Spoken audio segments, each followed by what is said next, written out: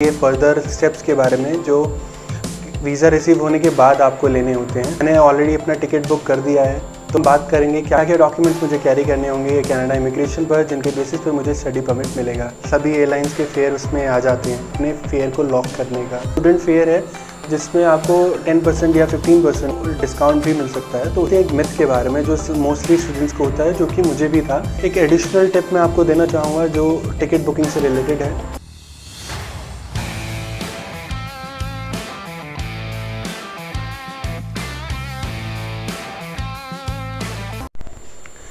Hello guys, मेरा नाम है सार्थक। मैं वापस आ चुका हूँ अपनी एक नई वीडियो के साथ। जैसा कि पिछली वीडियो में मैंने आपको बताया था कि मेरा कनाडा का जो वीज़ा है मुझे रिसीव हो गया है, और अब जो हम बात करेंगे फर्दर स्टेप्स के बारे में जो वीज़ा रिसीव होने के बाद आपको लेने होते हैं। तो मैंने ऑलरेडी अपना टिकट बुक कर दिया है, तो उसके रिगार्डिंग जो कुछ मिथ्स होते हैं उनके बारे में हम बात करेंगे। प्लस मुझे सबसे बेस्ट फेयर कौन सी साइट से रिसीव हुआ, किस स्टेट में मैं ट्रैवल कर रहा हूँ, कौन सी एयरलाइन से मैं ट्रैवल कर रहा हूँ, इन सभी की इन्फॉर्मेशन मैं आपको इस वीडियो में दूंगा। इसके अलावा हम बात करेंगे क्या क्या डॉक्यूमेंट्स मुझे कैरी करने होंगे कनाडा इमिग्रेशन पर, जिनके बेसिस पे मुझे स्टडी परमिट मिलेगा। तो चलिए शुरू करते हैं इस वीडियो को। गाइज़, मैंने अपना जो टिकट है वो बुक किया है 25 अप्रैल का।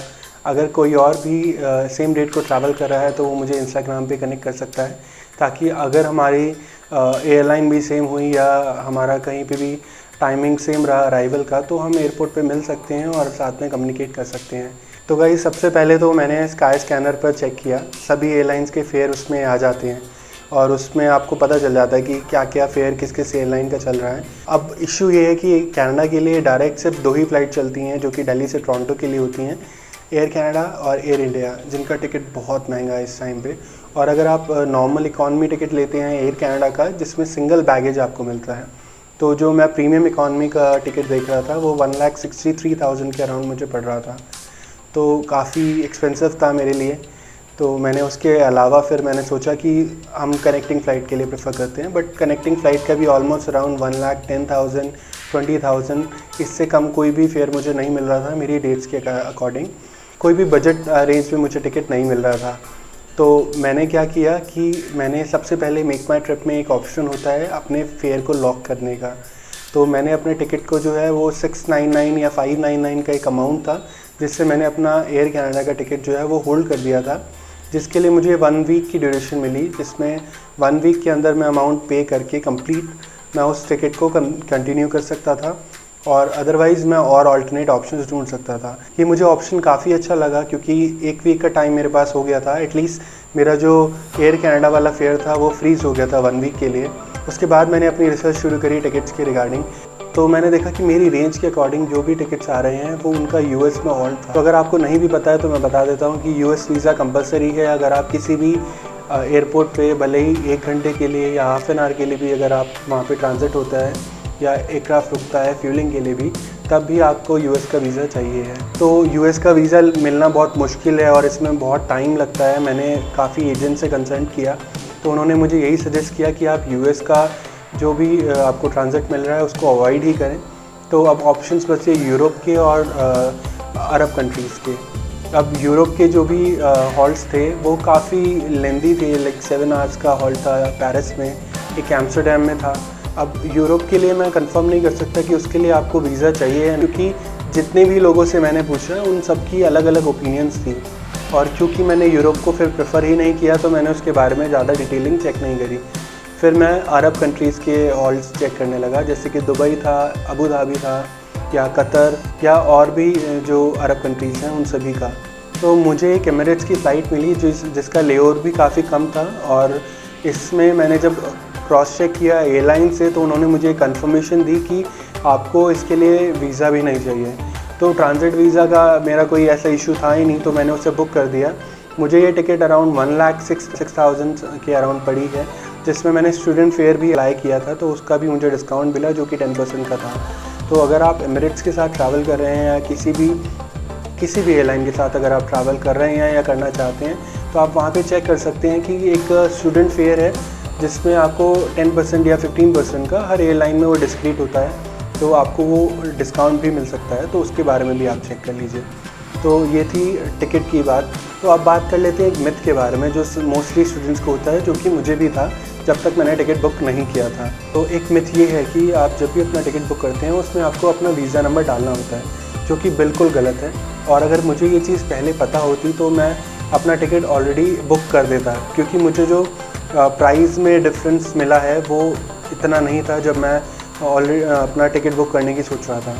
मैंने नवंबर में ही सोच लिया था कि मैं टिकट बुक कर देता हूँ, बट मैंने कुछ लोगों से पूछा और उन्होंने मुझे मिसगाइड किया कि टिकट बुक करने के लिए आपको वीज़ा नंबर चाहिए, जो कि सही नहीं है। आपको वीज़ा नंबर बिल्कुल नहीं चाहिए होता। तो अगर आप अभी सितंबर इनटेक या फर्दर जनवरी इनटेक के लिए प्लान कर रहे हैं तो आप चाहें तो अपना टिकट बुक कर सकते हैं, बट आप चेक कर लीजिएगा कि रिफंडेबल टिकट हो, कैंसिलेशन चार्जेस उसके सबसे कम हो। और कुछ ऐसे टिकट्स भी आते हैं जिनमें आपको कैंसिलेशन निल मिलती है, तो अगर आप उसे अभी से बुक कर लेंगे तो आपके पास एक श्योरिटी रहेगी कि आपका फेयर जो है वो सबसे लीस्ट आपको मिल जाएगा। तो अगर आप कैंसिलेशन भी करते हैं इन केस ऑफ डेफरमेंट या कोई भी आपका प्लान चेंज होता है, तो एटलीस्ट आपका जो प्राइस है वो कम रहेगा, आपको ज़्यादा प्राइस नहीं पे करना होगा। और अगर कैंसिलेशन करते हैं तो सिर्फ कैंसिलेशन फ़ीस आपको पे करनी होगी, क्योंकि अगर आप टिकट बुक करते हैं तो फेयर जो है डायनामिक होते हैं और सीट अवेलेबिलिटी के अकॉर्डिंग वो बदलते रहते हैं। तो जब आप अपना टिकट बुक करेंगे हो सकता है उस टाइम पे आपका फेयर जो है काफ़ी एक्सपेंसिव पड़े, और कई बार तो मैंने देखा है कि डिफरेंस जो है वो 40-50,000 तक पहुंच जाता है। मेरे केस में 20-25,000 तक का मैंने एक वीक के अंदर भी मॉनिटर किया है।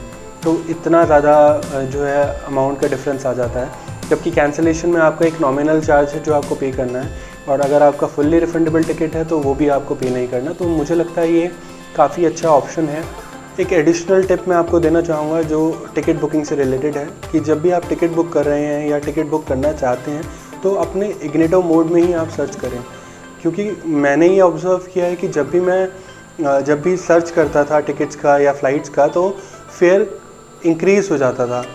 अब मुझे नहीं पता कि इसके पीछे क्या इन्होंने एल्गोरिथम लगाया है, बट कुछ तो है जिसकी वजह से जो फेयर है वो मुझे इंक्रीजिंग दिखता था, और मुझे ये लगता था यार अब अगर मैंने 5 मिनट बाद भी चेक किया तो हो सकता है ये और ज़्यादा डबल हो जाए या बहुत ज़्यादा इंक्रीज़ हो जाए।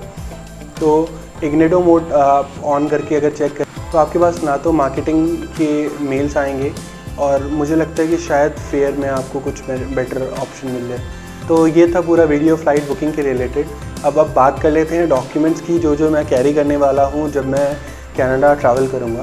सबसे पहले ओरिजिनल डॉक्यूमेंट्स की बात कर लेते हैं। सबसे पहला डॉक्यूमेंट्स तो है एजुकेशनल डॉक्यूमेंट। जितने भी आपने एजुकेशन से रिलेटेड है वो सभी ओरिजिनल डॉक्यूमेंट्स आपको कैरी करने होंगे, जिसमें 10-12 की मार्कशीट, अपना ग्रेजुएशन, पोस्ट ग्रेजुएशन और कोई भी आपने सर्टिफिकेट या डिप्लोमा किया है वो सभी डॉक्यूमेंट्स आपको साथ में कैरी करने होंगे। मुझे कुछ लोगों ने बोला है कि आपको अपना बर्थ सर्टिफिकेट भी कैरी करना होता है, बट वो एक डिस्क्रिशनरी है, आप अपना क्रॉस चेक कर लीजिए अगर वो रिक्वायर्ड है, क्योंकि ये बहुत कॉन्ट्राडिक्टरी है। मुझे कुछ लोगों ने बोला कि बर्थ सर्टिफिकेट रिक्वायर्ड नहीं है, जबकि कुछ लोगों ने बोला कि इट इज़ मैंडेटरी।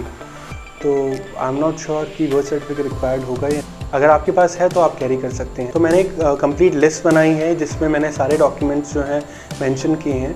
मैंने अपने फ्रेंड्स से जो ऑलरेडी कनाडा में हैं या जो जनवरी इनटेक में कनाडा गए हैं उन सब से पूछकर एक कंप्लीट लिस्ट तैयार की है।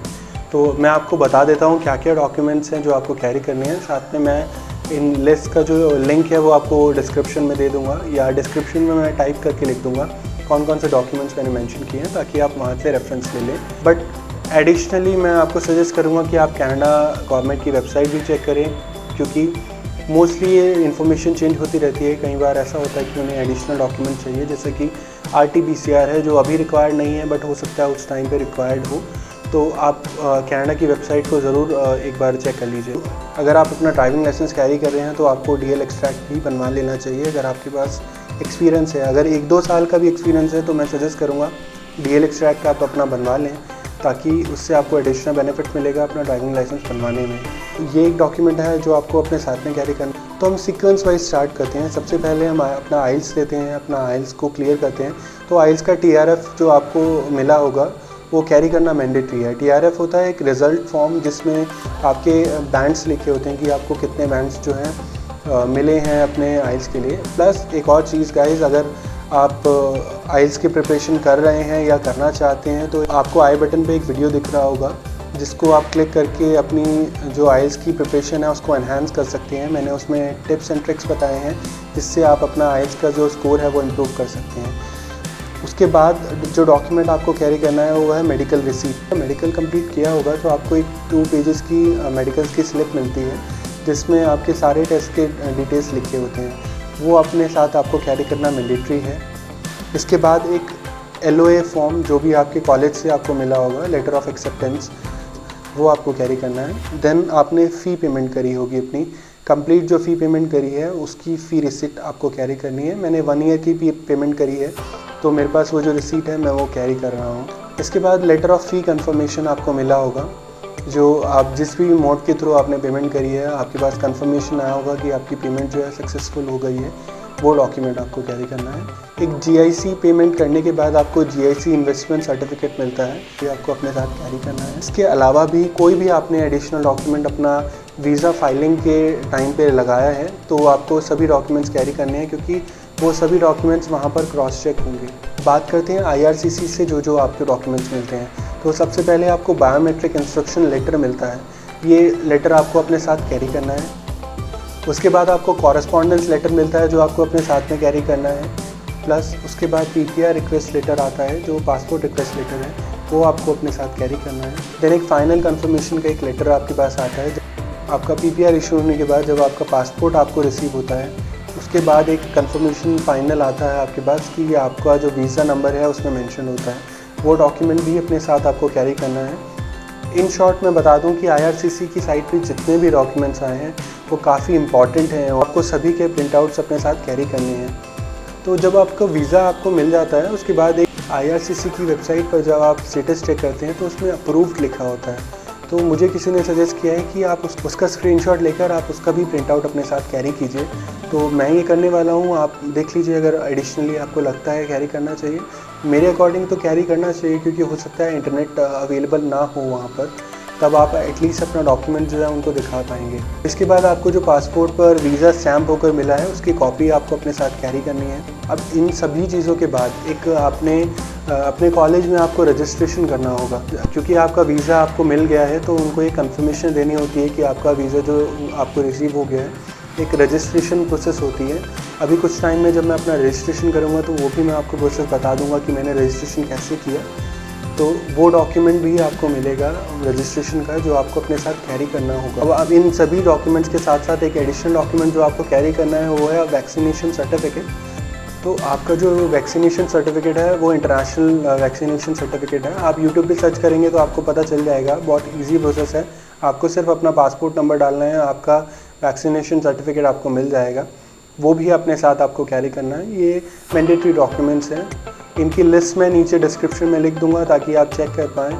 एडिशनल जो डॉक्यूमेंट्स हैं वो मैं आपको टाइमली बताता रहूँगा, तो डिस्क्रिप्शन में मैं अपडेट करता रहूँगा टाइमली। और अगर मुझे लगता है कि कोई ऐसा इंपॉर्टेंट डॉक्यूमेंट है जो साथ में कैरी करना है तो उसके लिए मैं एक सेपरेट वीडियो आपको बना के आपको इन्फॉर्मेशन दे दूँगा। अब बात करते हैं बिफोर डिपार्चर हमें क्या क्या करना है। LiveCan का ऐप है जो आपको डाउनलोड करना है, जिसमें रजिस्ट्रेशन करना है। मैंने अभी नहीं किया क्योंकि मेरा डेट ऑफ ट्रैवल काफ़ी दूर है, तो उस टाइम के अकॉर्डिंग मैं उसका जो है रजिस्ट्रेशन कर लूँगा और मैं वो भी प्रोसेस आपको बता दूँगा। प्लस अगर आप करेंसी कन्वर्ट कराते हैं तो उसकी रिसीट भी अपने साथ आप कैरी कर लेना। तो ये थी आज की वीडियो गाइस।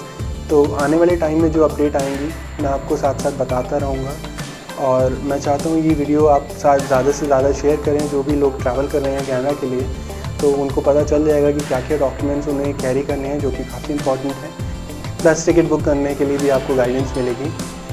आने वाली वीडियो में हम बात करेंगे मैं क्या क्या पैकिंग कर रहा हूँ, उसके रिलेटेड मैं एक अलग से वीडियो बनाऊँगा। मैंने अपने बैग्स ऑलरेडी ख़रीद लिए हैं तो मैं आपको उनके बारे में भी बताऊँगा कि क्या डायमेंशन थी, कौन कौन से बैग मैंने ख़रीदे हैं, और उन सब चीज़ों का आपको मैं अपडेट दूँगा।